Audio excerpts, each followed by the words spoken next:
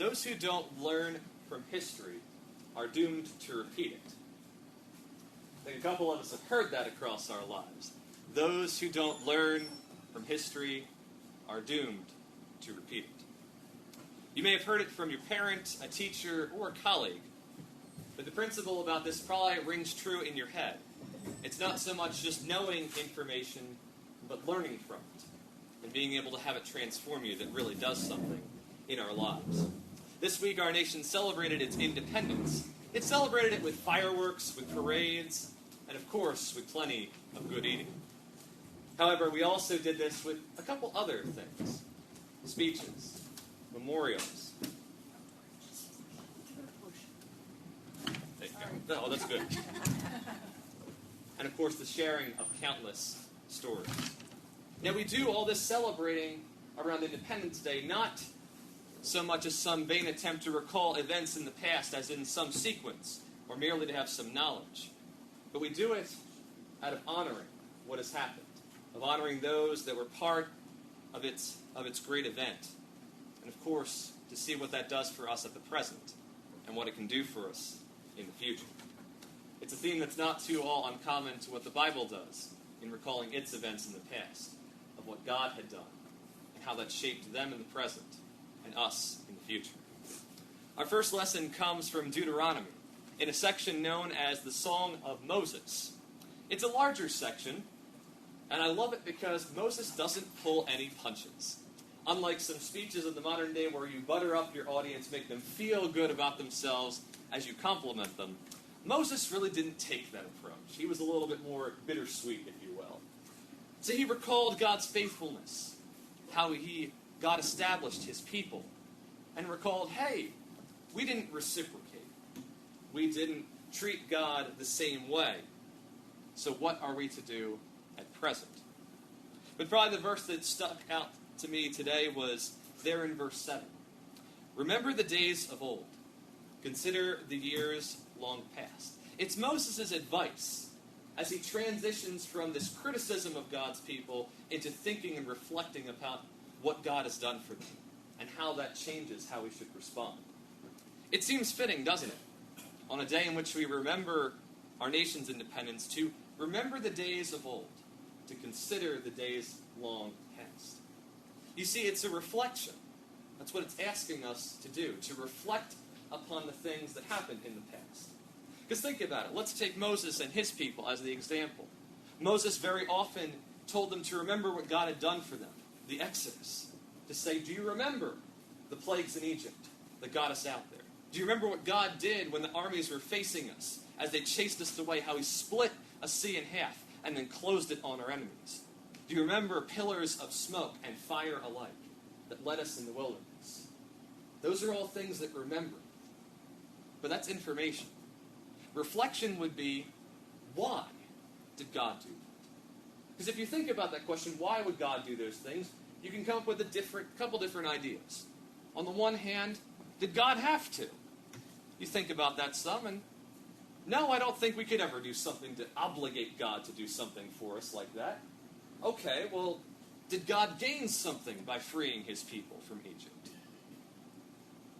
Well, unlike the gods of the historic past, that it was believed that if the gods didn't have worshipers, the gods wouldn't exist. Our God, however, is everlasting to everlasting. God didn't necessarily need additional worshipers or a temple or something of the like. So it wasn't to benefit God. Which again, I think that leads us to the final conclusion as we reflect upon that. God just did it because he wanted to. Because he loved us. He loved his people, heard their cries in Egypt, listened to their prayers, and acted on their behalf when they couldn't. And so that reflection on the past is something Moses did constantly, telling them, you remember that in the past, because that's why we're here. And you shouldn't forget it too easily. But you see, the second thing Moses says right after that, in remembering this, he says, ask your father. I'd add mother in there too. I think mothers have a lot to teach us. Ask your father and mother, and they will inform you. Your elders, and they will tell you. See, Moses was pretty smart. He said, remember these things, but first you got to know it. Which makes sense, doesn't it? Back to our quote that we began with. If you don't know history, you're probably going to repeat it because you don't know what's there to miss. You don't realize there's a pitfall trap if you head that way in greed. It's interesting. Moses asked his people to go to their parents, to have them tell the stories, or to go to the elders of the tribe and to hear stories that way as well. You see, historically, this is a time very different from ours. We didn't have countless volumes of books that you could pick up on a whim. You didn't have the vast array of information on the internet. It was a time of oral traditions, where if you wanted to know something, you went to somebody who knew it and would hear it right from them. It was a time in which you would sit around the camp at night and hear stories of the past, whether it was about your family, whether it was about your nation, or about what God had done at the beginning of time in making the world. There was a time in which the spoken word and stories were carried on, generation to generation. So he invites them anew. Go to your parents. Hear the story.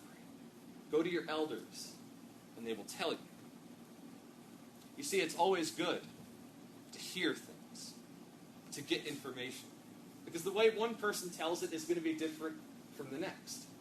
Think about it. Half the fun in hearing things recounted in history is hearing the spin people put on it. History Channel does it all the time. Isn't it great when you hear that narrator? It's like, wow, that's really interesting. I have no clue what you're saying, but it sounds interesting. Or when you hear different historians who have studied it for years, they put it into words that people can understand, ways that events come to life. And indeed, that's what the Bible also does when prophets and great people recount what God has done. They tell people information so it can help them in the present and maybe even do something for them in the future. Our second lesson is often a text that is read around this day or any day that veterans, armed service men and women are honored. It's the phrase, the greatest love you can have for your friends is to give your life for them. You see, Moses pointed something out that was important, talking about remembering.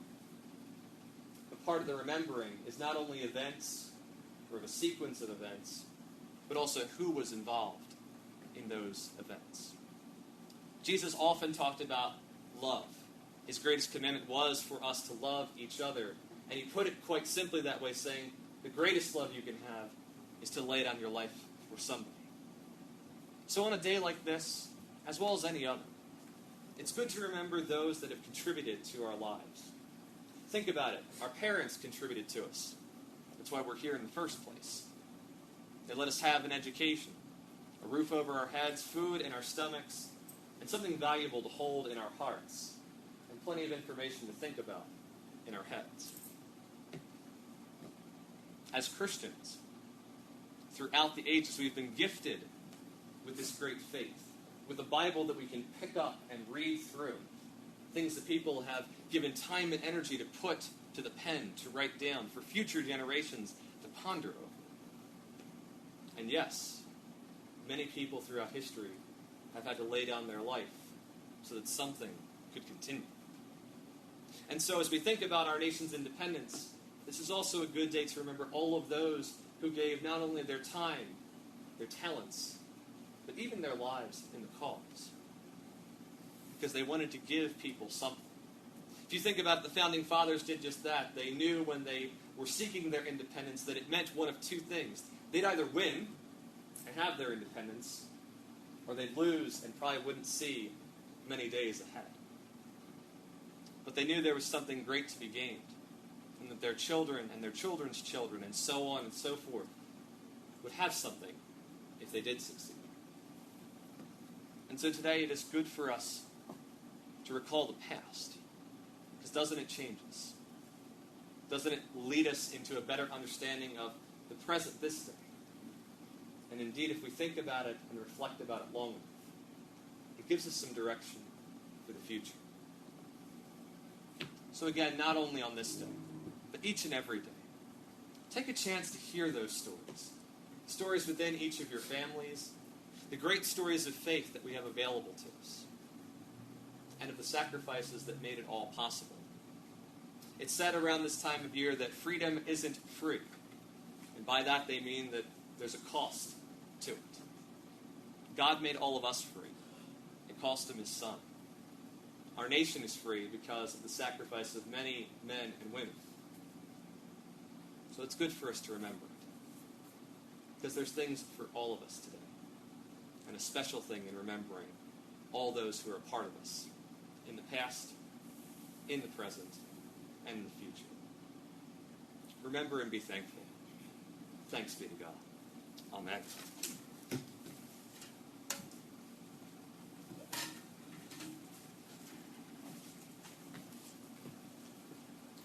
At this time,